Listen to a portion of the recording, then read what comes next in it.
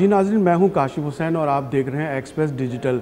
आज की इस वीडियो में हम जायज़ा लेंगे कि पाकिस्तान और बांग्लादेश के दरमियान तिजारती ताल्लुकात किस तरीके से बेहतर हो रहे हैं और दोनों मुल्क अपने आवाम के लिए किस तरह के माशी फ़वाइद हासिल कर सकते हैं। जिस तरह बांग्लादेश के अंदर रजीम चेंज हुई, इसके साथ ही पाकिस्तान के साथ बांग्लादेश के सिफारती ताल्लुकात में बेहतरी आई है और दोनों तरफ से इस बात में दिलचस्पी का इजहार किया गया है कि दोनों कौमों के दरमियान बराह रास्त राब्तों को फ़रोग़ दिया जाएगा, जिससे न सिर्फ पाकिस्तान और बांग्लादेश के दरमियान तिजारत बढ़ेगी, माशी रवाबित बढ़ेंगे। इसके साथ ही दोनों मुल्कों के जो अवाम हैं वो करीब आएंगे। जो फासले बढ़ चुके थे अब वो तेज़ी के साथ सिमट रहे हैं। किसी भी मुल्क के साथ ताल्लुकात में बुनियादी अहमियत हासिल है कि उस मुल्क के दूसरे मुल्क के साथ फ़ज़ाई रवाबित हैं या नहीं हैं। इसी तरह अगर तिजारत की बात की जाए तो शिपिंग के जो रवाबित हैं वो होना बहुत ज़रूरी हैं। गुज़श्ता चंद माह के दौरान पाकिस्तान और बांग्लादेश के दरमियान ये रवाबित बहुत तेज़ी के साथ जो है बेहतर हुए हैं। पाकिस्तान के लिए बांग्लादेश ने फ़ज़ाई राब्तों की इजाज़त दे दी है। एक निजी एयरलाइन ने बाज़ाब्ता इजाज़तनामा हासिल कर लिया है, जबकि कौमी कंपनी भी ढाका के लिए फ़्लाइट शुरू करने की तैयारियां कर रही है। इसके साथ ही हमने देखा कि गुज़श्ता 2 रोज़ कबल पाकिस्तान से नेशनल शिपिंग कॉरपोरेशन का एक बहरी जहाज़ चावल की कंसाइनमेंट लेके चिटागोंग के लिए रवाना हुआ। ये भी एक बहुत अच्छा एक इशारा है कि दोनों मुल्कों के दरमियान जो शिपिंग का बराह रास्त राब्ता है वो भी बहाल और इस्तेवार हो गया। चावल की बरामदात के बारे में हम बताते हैं कि साउथ एशिया में अगर बात की जाए, जनूबी एशिया के अंदर बांग्लादेश चावल का इस्तेमाल करने वाला सबसे बड़ा मुल्क है, जहां एक आम बांग्लादेशी शहरी औसतन एक महीने के अंदर 10 किलो चावल जो है वो कंज्यूम करता है। उसकी वजह है कि चावल बांग्लादेश के अवाम की एक बुनियादी खुराक है, यानी कि जिस पे वो निसार करते हैं ग़िज़ाई ज़रूरत पूरी करने के लिए। बांग्लादेश अपनी ग़िज़ाई ज़रूरत पूरा करने के लिए, चावल की तलब को पूरा करने के लिए दुनिया के मुख्तलिफ़ मुल्कों से चावल इंपोर्ट करता है। सरफ़हरिस्त सबसे बड़ी जो मुल्क है जिससे कि बांग्लादेश चावल इंपोर्ट करता है वो उसका पड़ोसी मुल्क भारत है। उसके बाद थाईलैंड, तीसरे नंबर पर बर्मा, उसके बाद चाइना और पाकिस्तान का नंबर 5वें नंबर पर आता है।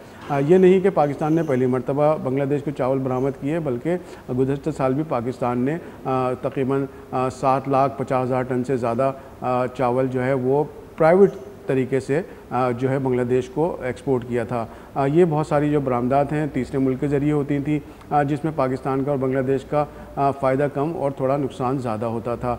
लेकिन इस मरतबा बांग्लादेश की ट्रेडिंग कॉरपोरेशन ने पाकिस्तान की ट्रेडिंग कॉरपोरेशन के साथ रब्ता किया और सरकारी सतह पर चावल की ख़रीदारी में दिलचस्पी का इजहार किया, जिस पर ट्रेडिंग कॉरपोरेशन ऑफ पाकिस्तान ने इंटरनेशनल टेंडर जारी किया, जिसके जवाब में पहला जो टेंडर था 50,000 मेट्रिक टन का, जो कि लॉन्ग ग्रेन चावल के बारे में था। सिंध में काश्त होने वाला इरी 6 चावल जो है वो बांग्लादेश के लिए यहाँ के 2 बड़े सप्लायर से टीसीपी ने हासिल किया और 2 रोज़ कबल ये कंसाइनमेंट, पहली कंसाइनमेंट बांग्लादेश के लिए रवाना की गई। 50,000 टन के टेंडर को 2 शिपमेंट में पूरा किया जाएगा। 26,000 टन की जो कंसाइनमेंट थी वो पाकिस्तान नेशनल शिपिंग कॉरपोरेशन का जहाज़ motor vehicle MV Sibi Karachi से लेकर चिटागोंग रवाना हुआ। 4 दिसंबर को मुमकिन तौर पर ये चावल की कंसाइनमेंट बांग्लादेश पहुंच जाएगी। इसके बाद इसके 50,000 टन की जो बाकी क्वांटिटी थी उसको भी इसी मार्च के पहले हफ्ते के अंदर रवाना किया जाएगा। बांग्लादेश ने पाकिस्तान के साथ तिजारत बढ़ाने का एक अच्छा सिग्नल दिया है और पाकिस्तान से भी उसका जो है मौसर और अच्छा